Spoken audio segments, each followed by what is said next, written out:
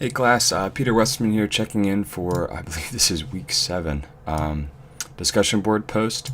And this week is a pretty interesting study as we look at the Council of Trent. Sure, many of us have been familiarized with it before, but probably not as much as we were this week. So I'm excited to explore that a little bit with you guys. Some of the questions, I'm not going to read all of them, but most of the questions just revolve around, what stood out to you? What do you think would have been different if the Protestant Reformation had not taken place? How does the Catholic Church teaching on justification different from your own understanding? How is it similar? How do you think knowing more about the Council of Trent might help you with your interactions with Catholics? So, obviously the things that stick out to us probably the most will be the hot topics and issues that stuck out to them. Justification is a huge one, and the sacraments was a second one. But more importantly is this really represents an attempt by the church, by specifically the emperor, to consolidate Christianity and get them to agree on some things. In our postmodern world, as the book clearly indicates, we still haven't been able to do that. And in speaking with many people, you'll often find someone say, "Oh, I'm not a Christian, I'm a Catholic," right?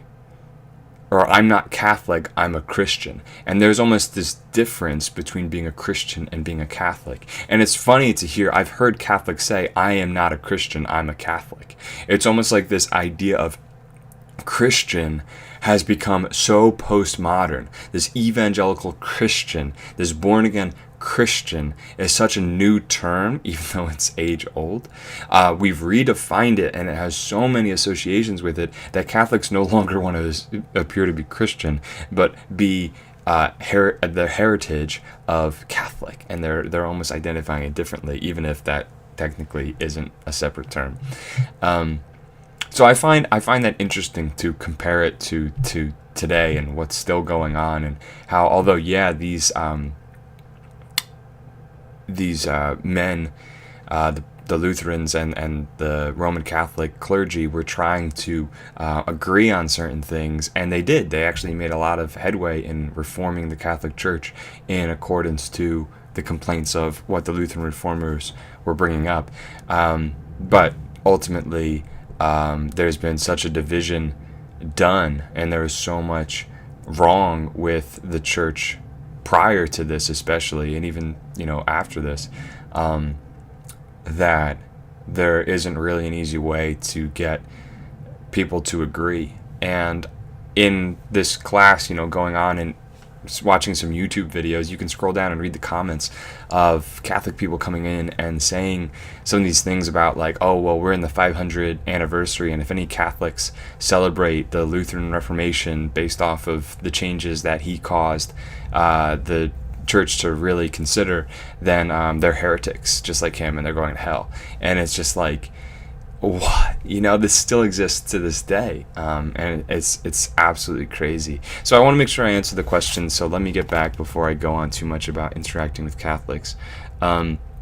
Stood out and surprised me the most? Nothing really. I mean, I'd been familiar with this before, but again, I think like the coolest thing is just how much they were trying to agree and how long they spent on this.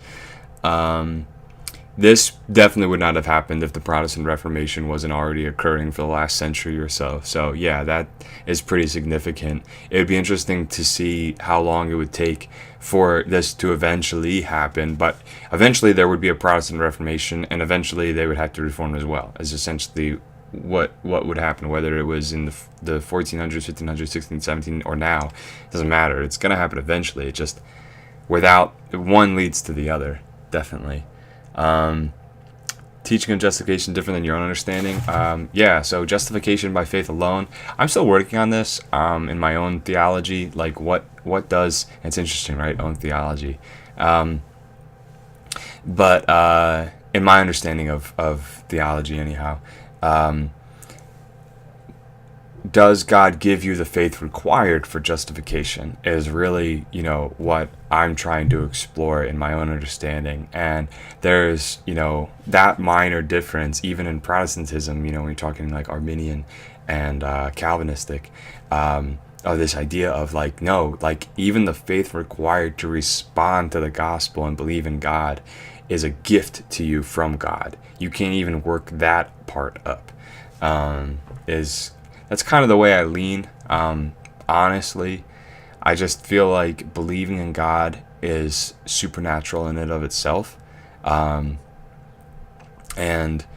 I think that that's still something I'm working on. So like my heart's not set there, but anyway, obviously very different than what the Catholic Church believes. But it is kind of cool to see how essentially there is this same idea of justification versus sanctification, where they kind of look at it in the same way that like you're justified and that is a gift of God and that is what gets you saved, but you qualify yourself through sanctification or through the process of performing good works. And similarly, we would say that your sanctification is evidence of your justification. So if someone isn't bearing fruit or showing that they are living a holy life, then you kind of call into question whether or not they'd actually been justified in the first place.